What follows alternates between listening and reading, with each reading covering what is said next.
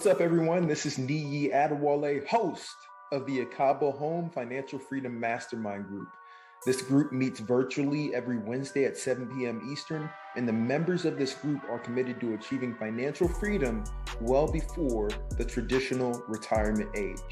So in this podcast, you are going to get VIP access to the conversations we have about different forms of investment and creative ways to get your dollars working harder for you than you originally worked to obtain those dollars.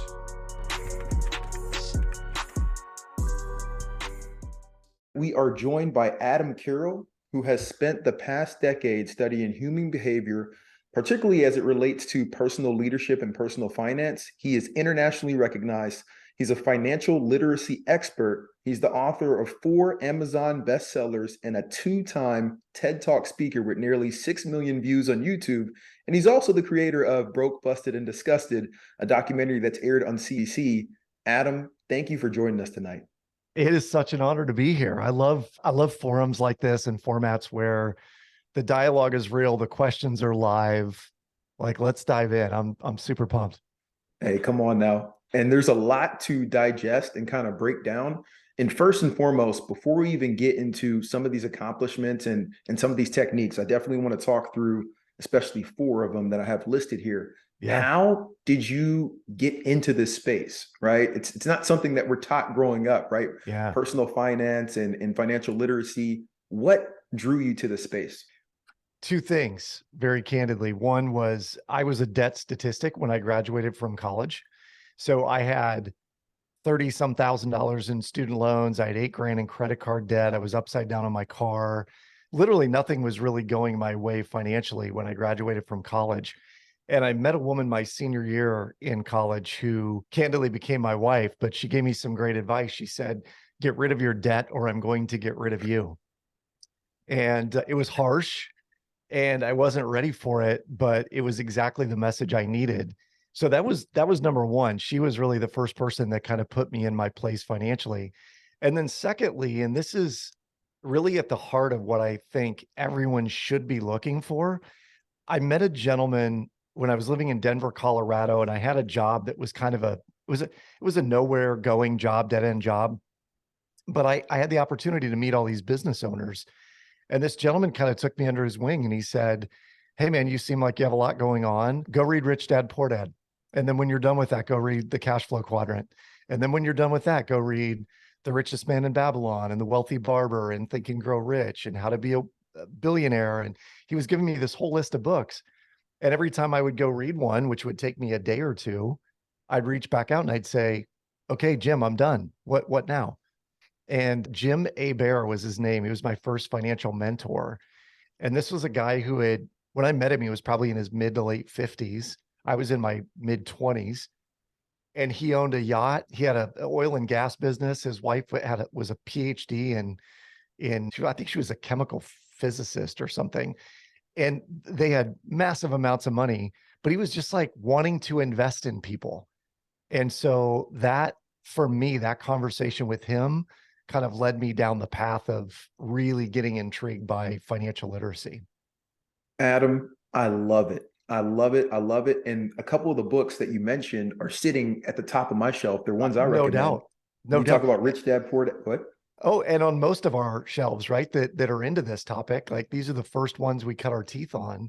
And then you figure out like a switch is flipped and you just start going down this rabbit hole trying to figure out how to build wealth and live life on your own terms. Absolutely. Absolutely. And one of the things that it brought me some laughter, but it's true. Sometimes you need that moment where you just snap out of it and somebody in your life encouraged you to take that next step. And so you mentioned reading these books, getting the mentor, but you were still at that point close to 100K in debt, if I did my math correctly. Yeah. So how did you start to even make a dent on that and get out of the debt? Well, 2 things really occurred in my early 20s, early to mid 20s.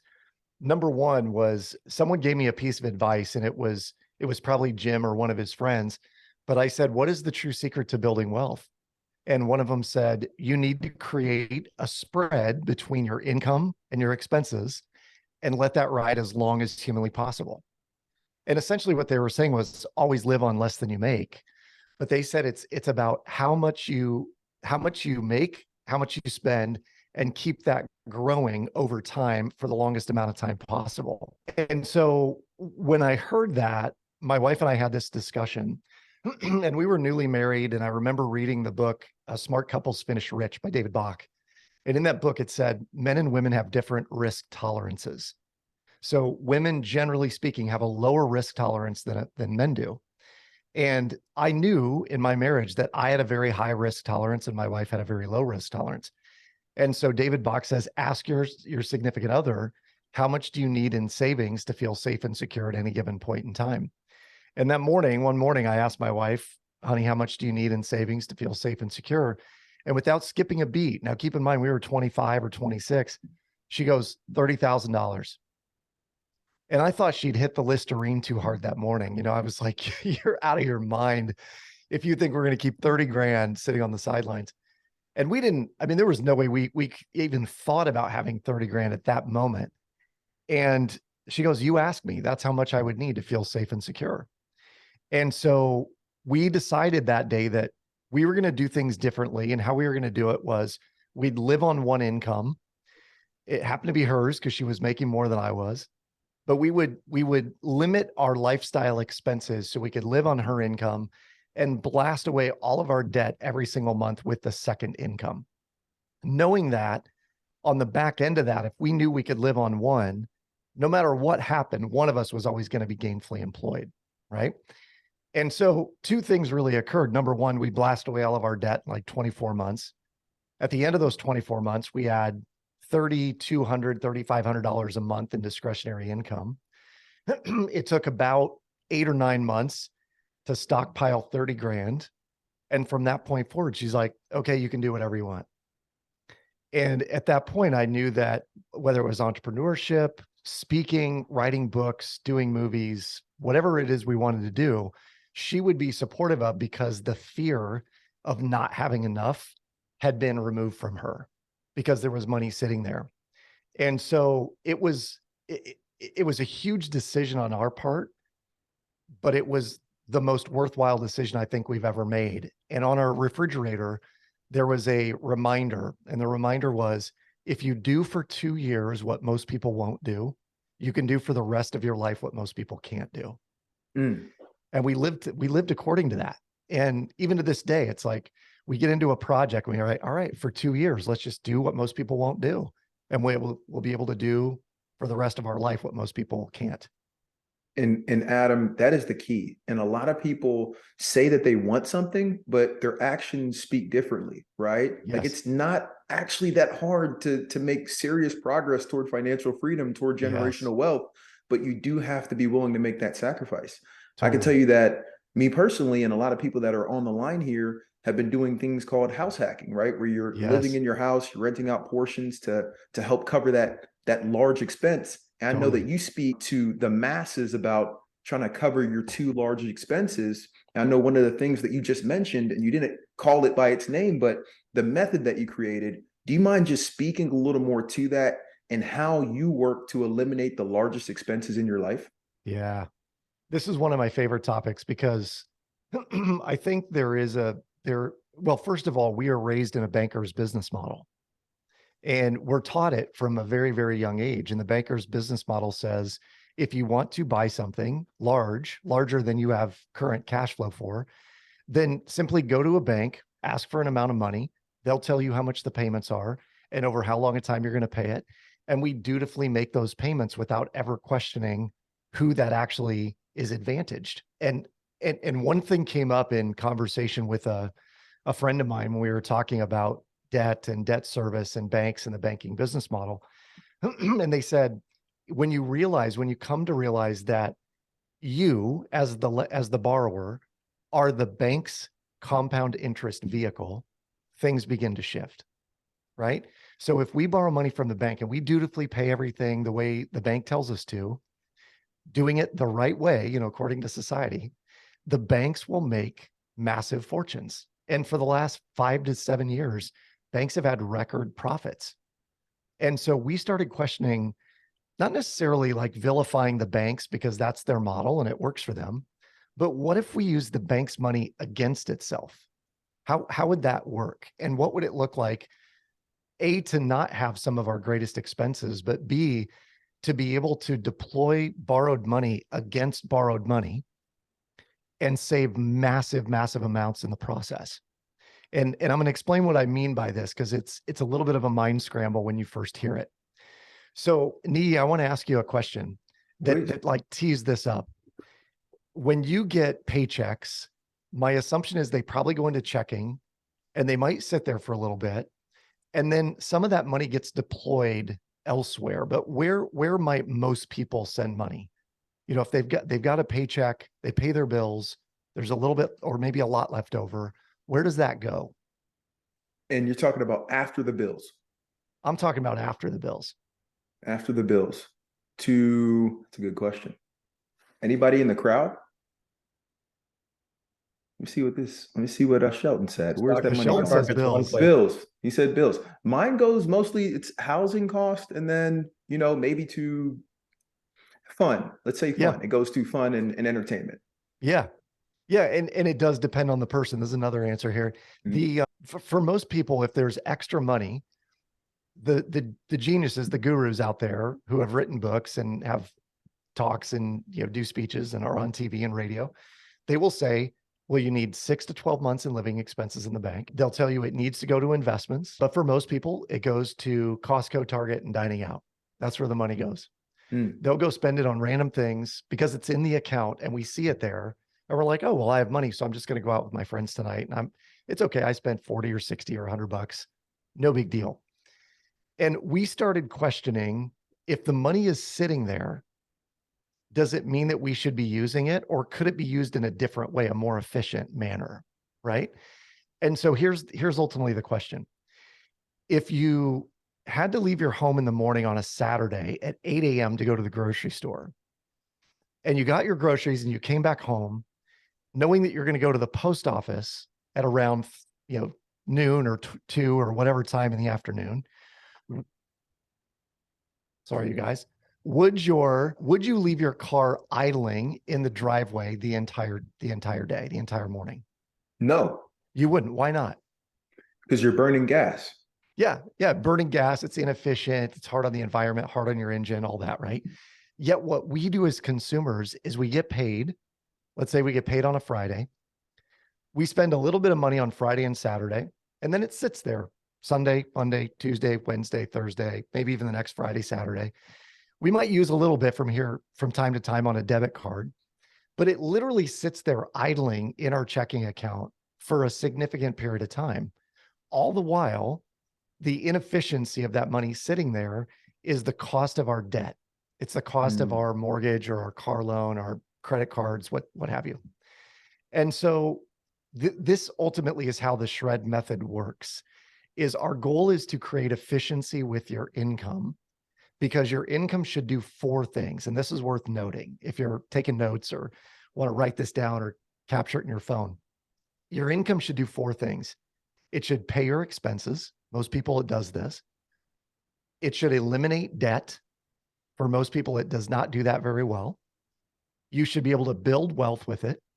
And you should be able to do good and have fun. Do good and or have fun, right? Or both. So there's 4 things: pay your expenses, eliminate debt, build wealth, do good, have fun. And most people do 2 of these really, really well. They pay their expenses and they have fun.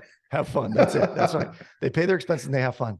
And they wonder why 20, 30, 40 years down the road, they wake up and go, gosh, I didn't build enough wealth. I still have all this debt sitting here. And I maintain the reason that this is occurring is we're living in a banker's business model. And we're following the advice of certain gurus who have made their tens of millions of dollars publishing, candidly, not in investments, not in, buying real estate. They're literally making millions in publishing, and that's pretty much it. So these gurus are saying, put 6 to 12 months, let's say 12 months of living expenses in the bank. For someone making $6,000 a month, right? $72,000 a year, roughly. Or maybe even it's 90 or 100,000 for that matter, but after taxes, we're at 70, 72 grand. And their expenses are $5,000 a month. It would take them 5 years of putting away their discretionary money every single month in order to come up with 12 months of living expenses in the bank. And I got to a point in my life where I was like, does this make sense? Does it make sense to have 6 or 12 months, the 30 grand that my wife was asking for? Does it make sense to have that there when I know full well what I'm capable of going out and making? And it wouldn't take me more than a month to replenish my income, maybe 2. So I really need more like 2 or 3 months on the at the outset. And then I started asking, do I really need it there or do I need access to that money? So the money being available is sitting in a money market or a savings account, or you're safe at home, but having access to it might mean it's in it's in a home equity line of credit. It could be that it's in an insurance policy that you can borrow against. It could be in a whole variety of different places, but there is a more efficient use of that money than just sitting in a checking account or a savings account. And so I'm going to pause here, but this is sort of the core of Shred. And then I can talk about logistics, Nee, if you're interested. Absolutely. And I love how you broke that down and you put it down to such a level that I think everybody can understand and really take away some key nuggets. And two things that you mentioned, the banker's game, right? When you do buy a house and go for a 30-year mortgage, if you take the 30 years to pay it, the bank's actually going to make more than your whole mortgage cost, right? Especially now. It's known, right? It's known, especially with the interest rates rising. That being said, you are being able to finance a home for a little bit less down than saving for the whole home. So that's totally, it's double both. But when you think about that game, if you can flip the script and start to play it to your advantage, you can start to take the advice of they've credited this to Einstein. I don't know if he actually said it, but the eighth wonder of the world is compound interest, right? Over time, if you're able to invest in these different money markets or in real estate, you're going to make money over time because 100%. Inflation and other things are going to bring your money up. Now, when you talk about the Shred method, my eyes start to light up because what you're saying resonates with me. And I know it resonates with our audience because we're all trying to do some form of this as well. I can tell you that not many people that are joining these calls are paying $5 grand a month out of pocket. They're usually house hacking, doing things of that nature to make sure that they're saving that money toward other investments. But you mentioned the HELOC and using that as opposed to having a whole lot of cash sitting on the sideline that's kind of burning away. And I know that's a major piece to this method. Would you mind first explaining to those who don't know what a HELOC is and then diving into how that piece helps with this method? Yeah, happily. So a HELOC, or a home equity line of credit, is, consider it like a two-way street. Money goes in, money comes out. Money goes in, money comes out. And another way to look at it that a friend of mine described it as, it is like having a credit card, but the collateral is your house. So you can use the equity in your home. You can deploy that in any way, shape, or form. But the HELOC allows you, it gives you a certain amount that you're eligible to go grab at any given point in time. So for most lenders, they're going to give up to somewhere between 90, well, it could be 85 or 95% loan to value. So if you have a $100,000 property and you owe $70,000 on it, you might be able to go get $20,000 on a line of credit because that would take you up to the 90% LTV mark, right? And that $20,000 is simply the bank saying, anytime you need up to 20 grand, it is theirs for the taking, right? It is there for yours for the taking. It is going to be at an interest rate that, generally speaking, is going to be tied to prime. So right now, most HELOCs are going to be in the like 6 to 7.5% range, which seems a little high, but there's a method to the madness. Okay. So while that number might seem high, I'm going to show you how we bring it down a little bit. So the HELOC, being a two-way street, money comes in, money comes out, is different than a mortgage, which is more like a one-way street because money only goes in, it doesn't come back out again, right? When you pay your mortgage, the bank is going to keep that money. And the only way you're going to get money out of your mortgage is if you either cash out refi or you sell the property. Those are the only two ways to take money out. But if you're building equity in your property and you have access to that through a line of credit, you can deploy any amount of that, 20 grand in this example, or in our case, we have $150,000 to $200,000 available to us on a line at any given point in time. So when we find a good deal, or we decide we're going to invest in a syndication, or we're going to put money in a high equity cash value life insurance policy, we're going to do it through the line of credit, but we'll do it in like $50,000 or $100,000 chunks. And when you do that, you immediately take advantage of compound interest, right? Because the secret of compound interest is at the very end of compounding, you get those massive leaps, right? So our goal, candidly, through the shred method is, how do we minimize the amount of interest we pay on the front end so we can maximize the amount of compound interest we get on the back end? I love it. I love it. And literally the method that you're using with that HELOC is very similar to what I'm doing personally. And I know a lot of people on the line have heard this before, but my personal residence, I took out 100K HELOC on it last year. And I used that to invest with flippers that I know that are doing 4 to 6 month deals where I'll make more interest than I'm paying on the HELOC.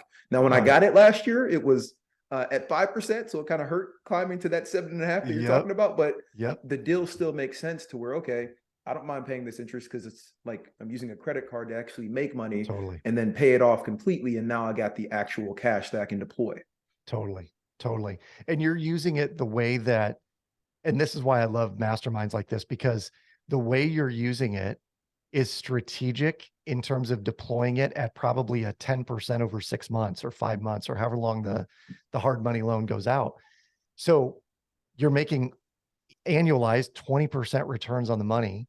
It's going to cost you 7% or 6% or whatever it may be for 5 months or 6 months. You're money ahead on the back end of this thing. And that really is the secret. Is it's not about spending. It's not a spending account necessarily, but it's an account that you use to strategically deploy to either minimize your debt or maximize your income, your cash flow. Yeah. That is incredible. That is incredible. And there's two things that I really want to dive into before opening it up to the rest of the group for questions, because I know I cannot be the only one whose mind's firing off right now. I know there's a lot of people on the line. The first is around the infinite banking and generational wealth, right? Now, you dove into this a little bit, but do you mind kind of diving a little deeper? I know you had a background as, you know, a mortgage provider and a mortgage lender in the past, and now you're trying to help people eliminate the mortgage, and you've done it successfully. But do you mind diving a bit into that piece? Yeah. Again, one of my favorite topics, because there's a lot out there. I mean, if you trust what is on YouTube, or you're listening to Dave Ramsey, who slams this strategy over and over again, I'm going to give you sort of the foundational level of understanding and then go into a little bit more of the higher level stuff. So foundationally, there are two great expenses that we have in life. Number one is taxes, and the other is the interest expense on debt. Those are the two greatest expenses most people will have in their lifetime. And I'll give you a case in point. One of our clients came to us. They make about $120,000 a year, pretty good salary in a JOB. They pay about 30% in taxes, right? So $36,000 goes out the door just like that, meaning they would be left with about $84,000 net after taxes. And they were excited about their job and how quickly they'd risen in the ranks in their company and were making this kind of money. And then we dug in and said, okay, let's look at your interest to income ratio. And the interest to income ratio is how much of what you're making is peeled off by interest expense. So out of the $84,000 between a car loan, credit card debt, and a mortgage, this individual was paying $40,000 a year in interest, right? Pretty significant. So 84,000 was take home, 40 grand in interest means that person's literally living on 44,000 for the entire year, including many of their expenses, their, meals, gas, groceries, all the above, right? And so it's one thing to make good money, but it's another to look at that and say, well, how would I minimize my tax liability? Number of different ways to do that. And what we do is we say, how do we minimize our interest expense on the debt? And so when we talk about infinite banking, this is the key. Infinite banking is it is step 2 in what I call a 10-year freedom plan. And in the 10-year freedom plan, step 1 is shred. So when you use the shred method, the goal is for 12 to 18, maybe 24 months, you're shredding your debt. You're building equity in the properties that you own. Maybe it's your primary, maybe it's a rental property. But as you build equity, the next step is to go secure your lines of credit. I say lines because you're probably going to have a primary line of credit, like a home equity line of credit on your primary residence.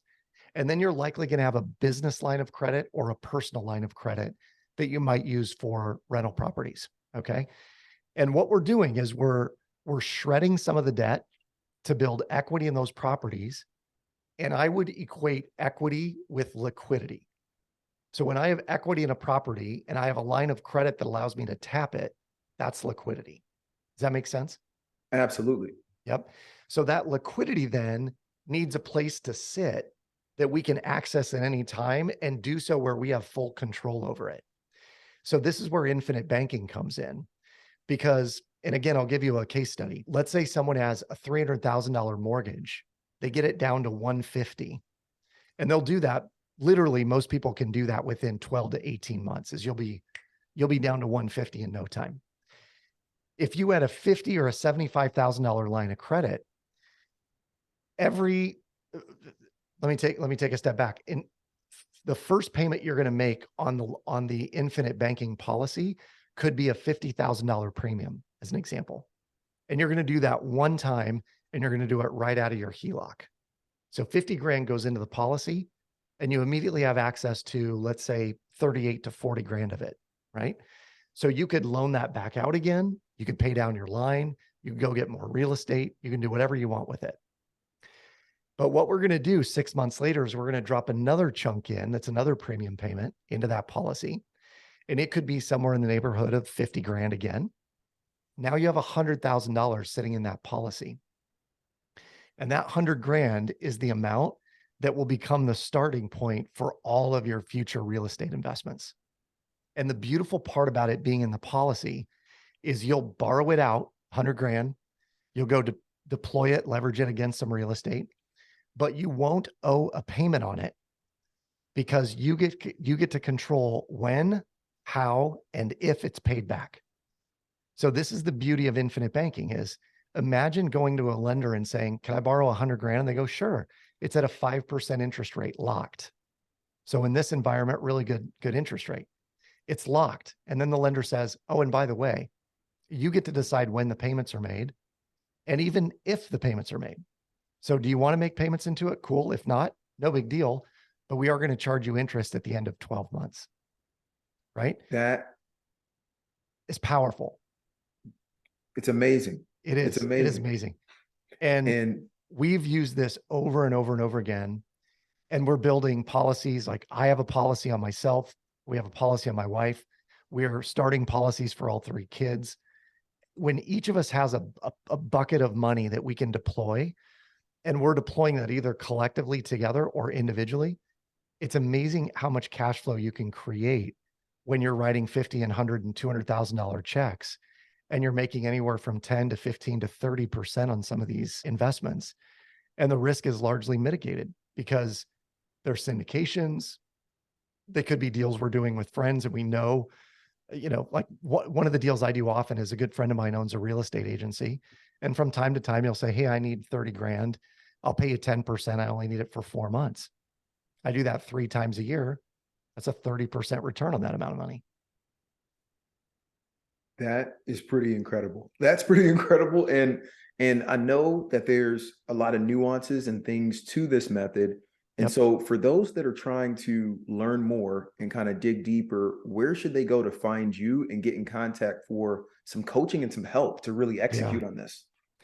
I love this question because the reason we exist is to create freedom for people. And so I have some of the smartest folks working for me that are on this team that have used the strategy, have coached people through the strategy. The simplest place to go is theshredmethod.com. And when you go there, there's a couple things that you can look at. Number one is there's a masterclass that's about 24 minutes long, but it goes through the math of how this works. And when you see the math, it's super eye-opening because really, in all reality, this is not magic. It is math. So there's no magic bullet or magic secret sauce behind this. It's an algorithm. And it's about creating interest rate arbitrage. And the system shows you exactly how to do that. Watch the masterclass. And then secondly, go through the calculator. There is a calculator that will allow you to plug in your income, your expenses, your mortgage amount, and then it'll spit out how fast could you either be out of debt or how much could you save long-term in terms of the amount of money that you're paying in interest ostensibly over time. So those are the two best places. The shred method, watch the masterclass, do the savings analysis. Done and done. Love And it. Adam, that's incredible. Thank you so much again for joining our group. This is going to cut out in like 2 minutes. Please jump back in because we're going to open it up now to the rest of the group. Totally. But I don't want anybody else's question to get cut off. So I'm going to ask the first one now. And it has to do around the Monopoly and how you played it with your kids and a different kind of method to teach them about life. Do you mind diving into that? Yeah, happy to. So I realized I had spoken on hundreds of college campuses. And what occurred to me was the students that I talked to, they didn't know anything about money. The majority of them, their parents were still making the decisions. They were living off their credit card. They were living in kind of an abstract reality when it came to money. And I was watching my kids play Monopoly one Saturday, and they were living outside the rules. They were like buying each other out of jail, loaning each other money to buy properties. And I kept going, guys, this is not how this game is played. And they were like, Dad, it's fine. We just want to, we want them on the board with us. And I started questioning, are they playing this way because the money isn't real? Because it's just slips of paper. So they were about rolling the dice and moving pieces, but it wasn't about the lesson that was to be learned. And so I added up really quick, how much would it take in dollars to play the game? And it was about $1,500 in starter capital per person, $2,500 in the bank. So I went to my banker on a Friday and I said, I need $10,000 in all these denominations of bills. And I'm going to take it home and play a game of Monopoly with my children. And so 10 grand on the kitchen table, and they played the game differently. They were more conservative. They were thoughtful. They made great decisions. And it became the center of a TED Talk that I did at the London Business School back in like 2015, 2016. And Adam, on a complete side note, please invite me to the next Monopoly game. Yeah. I'm all for it. For real. But want to open it up to the group. Any questions for Adam? You mentioned these a couple of times. I assume those are life insurance policies? They are. Okay. Yep. When you like pay those out, how soon after you get into them are you able to pull equity on them? Yeah, great question, Shelton. So it depends on a couple things. Number one, the provider. So typically when you are looking into this strategy, you want to be in a mutual company. Penn Mutual, Mass Mutual, Northwestern Mutual has some, though they're not perfectly engineered for what we do with them. But my two go-to companies are Penn Mutual and Mass Mutual. The mutual companies, generally speaking, once you send the money in, it's going to take somewhere between 5 and 10 days for the money to clear. And then once that happens, you have about a 5-day window, and you are then eligible to go pull somewhere between 85 and 90% of the money you put in back out as a loan. Now, what I will say is that depending on how it's structured will determine how much of what you put in premium is available to you in a loan, because the insurance does have a cost to it, right? But the insurance cost is going to be dependent on how much you set for the death benefit and how much you're really looking at building a cash value in that policy. So as an example, Shelton, my policy, and when I bought it, I was a 40-year-old guy, but my policy for about $850,000 in death benefit, I had a $25,000 premium per year. And the very first year I could withdraw, I think 18 or 19,000 bucks out. So there was about a $6,000 cost, quote unquote, to the insurance. But by year 3 or 4, I was money ahead. So every dollar I had put in was there in cash value and then some. And that really is the goal with infinite banking, is it should take you no more than 4, 5, 6 years total to be money ahead, that the money you've put in premium is now all there available to you to borrow out. Okay, so with that thought, so if you put 25K in as your premium and you're able to pull like 85 to 95% of it out Yep.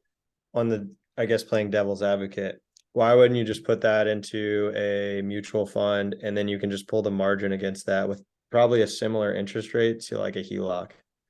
Yeah. And it's very, very similar. The only difference is that I know of is that that margin account may require a monthly payment. Okay, that's fair. Yep. And so when we start using infinite banking, and this is my perspective only, and maybe the perspective of folks out there who are using it regularly, it's the ability to deploy funds, but have no payment against it. And know that you have full control of that money. And even if you don't pay it back, it's fine, so long as you make the premium and you pay the interest, the next year. Candidly, you don't even have to pay the interest. The interest can kick out another year. So you could go 2 or 3 years without paying interest. You just have to make sure you're paying the premium, right? To make sure that the policy is always intact. But for context, the policy that I launched it was 25 grand in premium per year. I did 4 payments. So we had $100,000 in it. And after that 4th year, it scaled back to $5,600. So it's $5,600 a year in premium. It keeps growing. I can put in paid up edition riders in there if I want, so I can keep growing it. But that number over time, by the time I'm in my 60s, we'll pull somewhere between 40 and 50 grand a year in tax-free income out of that insurance policy. And for me, that contract alone is worth it. Not to mention the fact that, when the death benefit pays out, it goes into our generational wealth policy, our generational wealth plan for our kids and grandkids, eventual grandkids. Sweet. Yeah. Yeah. But you can do the exact same. You're on the right path. It's just a little bit of a tweak, putting in a mutual fund and borrowing on margin. Absolutely. Same deal. The one other distinction I might offer is that in a mutual fund, obviously you're going to have some fluctuation. Like we may be in a sideways market for the next 24 months. And with a whole life policy, different than an IUL, but a whole life policy is contractual. So when you sign a whole life policy, they're saying, hey, you're going to guarantee a 2.5% return. And then typically over the last 80 years, most of these mutual companies have paid a 3 to 4% dividend in addition. So you're probably looking at a guaranteed 5.5 to 6% return on money that's sitting in the policy, whether it's sitting there or not. It could be borrowed out and you're still making 6% on it. Good to know. Yep. I appreciate it. Yeah, great question, dude. Thank you. Hey, this is Desmond. And sorry, I joined 15 minutes late, so I'm trying to put the pieces together and understand what's going on. But I think that it's a life insurance policy that you're putting money into, and then there's a return on that policy, right, in the account.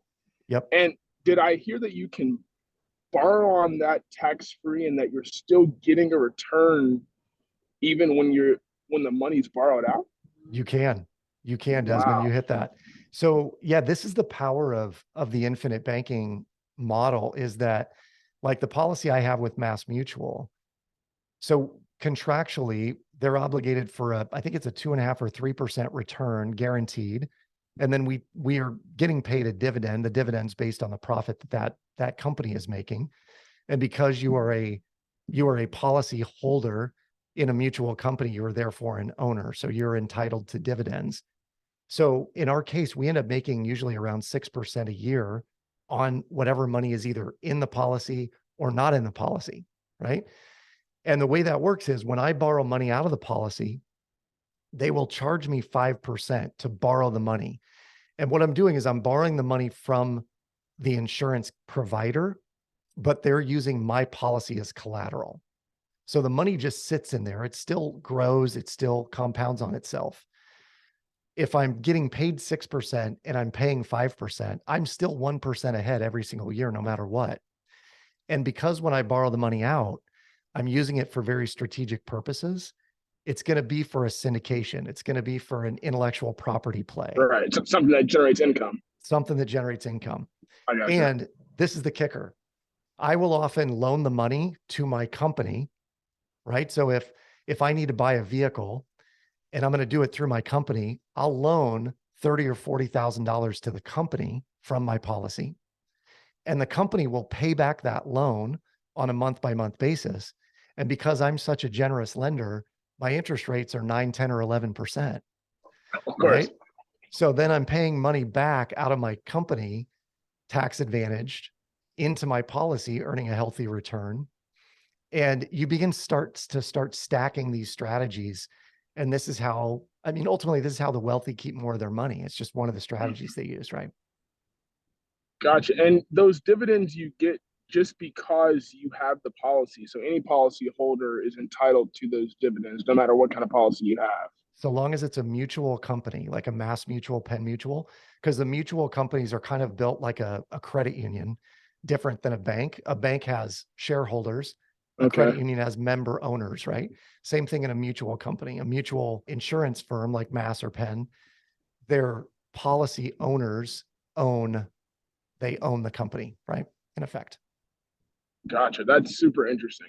That I'm definitely going to look into that. I have a 401k loan right now, so it's kind of similar where I'm borrowing on money that I've already put in, but I'm not making return on that money that's taking out right now. So I'm kind of losing that compounding, which I bit the bullet for. But that's really interesting. Thank you for sharing that, and thanks for all the wisdom. I appreciate it. Yeah, Desmond, thanks for being on, man.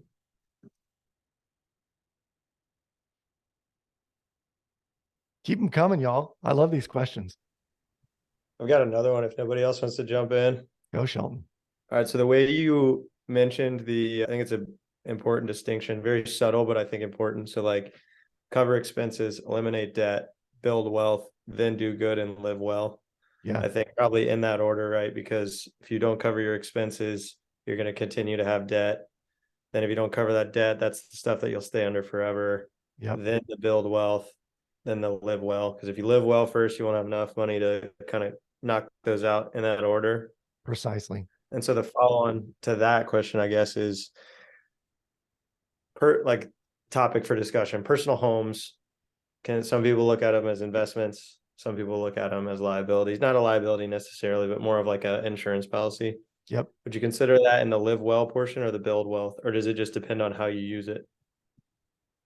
I think the latter. I think it depends on how you use it. It's interesting because when I read Robert Kiyosaki, this is probably something he would shout from the rooftops, but he would say, your home is not an asset, it's a liability. It takes money out of your pocket, right? And I would tend to disagree a little bit, though it does cost money, right? Like living in my home, there is an expense to it. There always will be because I have to pay property taxes. Even if I don't have a mortgage, I'm still paying property taxes and utilities and all that. However, the way that we looked at our home was it was one of our greatest wealth building tools. And here is why. My wife and I took basically it was a $250,000 mortgage. We had put 20% down when we bought our property. And we paid off $250,000 in 3 years and 8 months the first time. So we got down to zero. Yeah, massive, quick, right? And it was not on outrageous income. Like collectively, it's a dual income family, but we were probably making $120, $130 maybe, right? So good income, but we also have 3 kids and they were young and they were expensive. So our expenses weren't small necessarily. So we blasted away our mortgage. We lived mortgage free for about 10 months, which is magical. Like there's nothing like, pulling into your house and be like, I own this freaking castle. This is amazing. Yeah. And not having the 1,800 or 2,000 or whatever number your mortgage is every single month. And then I realized at some point I started questioning the home really has no internal rate of return. You know what I mean? Like the equity sitting there is only going to grow. It's only going to appreciate based on what the home appreciates. So what could we be doing with that money differently? And that's when I started down a path of alternative investing, like syndications and being a lender and, those kinds of things. And so rates dipped down to 2.875. And I thought, this is crazy. I'm going to go do a cash out refi.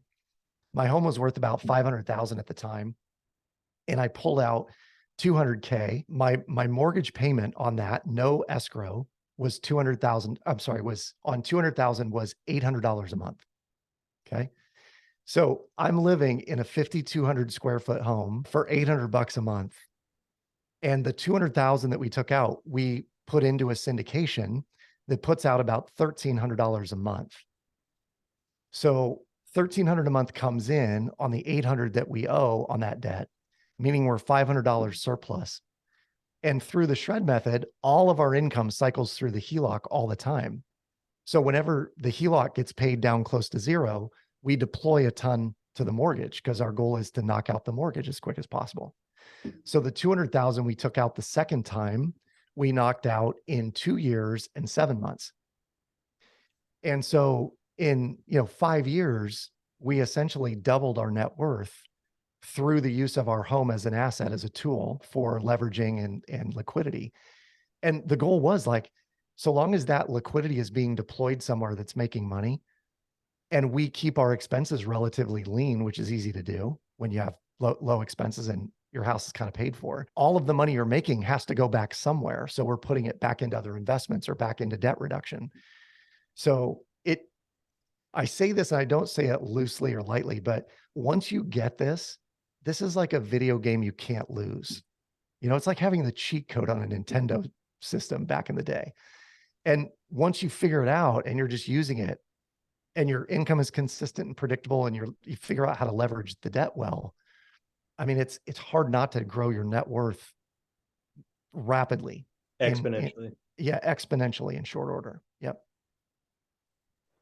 And so, and sorry, not to hop in with another question. If anyone hasn't, please cut me off. It sounds like the theme, in a way, for infinite banking is to put your money into, something that's valuable, and then borrow against that and use it in a lucrative way, almost, right? So whether it be the HELOC or a life insurance policy or something similar, put your money into something that's valuable, and then will have value in the future, but then also borrow against that and just try to make sure that the interest rate that you have, is less than what you're making against that money. That's exactly it. Okay. That is exactly it. Yep. And here's the deal. It's called infinite banking for a reason. We are literally using banking strategies like the banker would use. So this is, people have called me Morpheus from time to time when I go speak at events, because I'm like, listen, I'm going to show you the red pill or the blue pill. But if you take the red pill, I'm going to open a rabbit hole that you'll never, ever not be able to see. So even now, as you watch TV and you're listening to the radio or on social media, what's going to happen is you're going to see ads for debt, and you're going to be like, oh, I see right through this. I totally see what people are doing, how they're making money and what they're doing by offering loans. The reason that the 6 to 12 months of living expenses in the bank makes tons of sense for bankers is the fractional reserve banking system.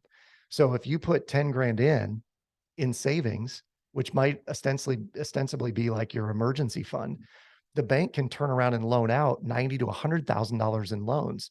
So they pay you 3% on your CD, and they're going to go out and loan it at 7.5% on a mortgage or 15% on a credit card, 25% in some cases. They're making money just hand over fist, hand over fist. We just have to function the same way, in effect. And it becomes a whole lot easier when you have the right tools and accounts in place to do it. And so is that reason to say don't keep an emergency fund? And then, well, I guess you said, try to have that capital be accessed in other ways rather than keeping it in a bank account. Yeah. And that goes to say, have your money maybe in something like a life insurance policy. Yep. That's exactly right. Now, and I will say, Desmond, that there are people that will ask me, so are you saying I shouldn't have an emergency fund? And I'm like, whoa, slow down. Let's talk about, what do you do for a living? How secure is the job? How secure is the income? What are your expenses like? Do you have kids? Are you prone to accidents? Like, there's a whole realm of things that we typically coach people on. Right. But if somebody says, hey, I'm in IT, I could get a job like that. If I lost my job, it'd take me 2 months and I'd be back on my feet again with the same income or more. Then I'm going to say, hey, I might recommend you have around 2 months of living expenses accessible to you. Maybe there's a month available sitting in a money market account. Let's keep another month or two accessible that might be in a line of credit or a policy. But then everything else, why not have that work for you? And so long as you have, like in our world, and many of our clients, they have a line of credit on their home, HELOC. So that's accessible money, that's liquidity.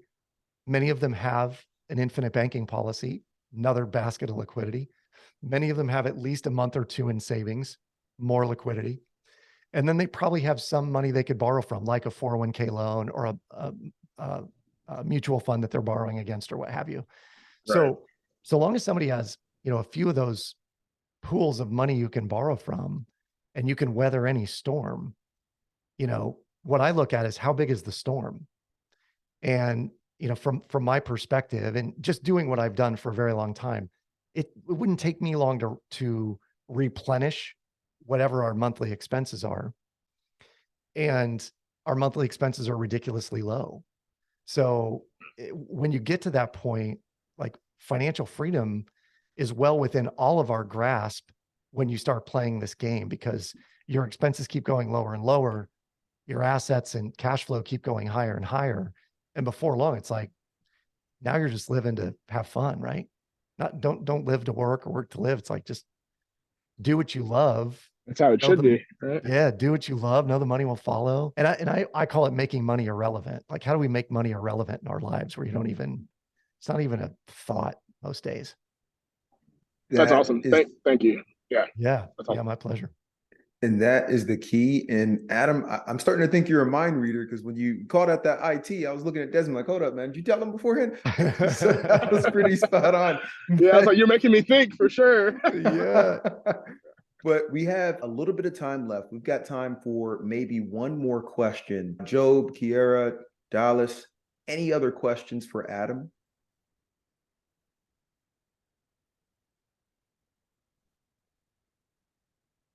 Okay, Adam, again, we truly appreciate you spending this time with us, man. This has been an awesome session. I think you expanded a lot of people's minds. I see your book popping up here on the right, and I love it. And I can't wait to visit theshred.com and understand a bit more and be able to reach out to you. Just want to say thank you from the Akaba Home Financial Freedom Mastermind Group. It's an honor to be here with y'all. And I'll put my link in here, theshredmethod.com. Check that out. If there's anything I can do or my team, we can answer questions for y'all, let us know. Because, truly, I mentioned this before and we don't take this lightly. Our reason to exist is to help create freedom for people. And we believe that by helping people just reset their mind a little bit on how cash flow operates through their household, you don't have to change your lifestyle. Like, it's not magic, it's math. But when you do this well and you're coached the right way, again, it's like a video game you can't lose. So if you're willing to have some consistency, some commitment to it, give it 12 to 18 months, it is life-changing. Literally will change your family's financial tree. Adam, thank you, man. Pleasure. Thank you for having me.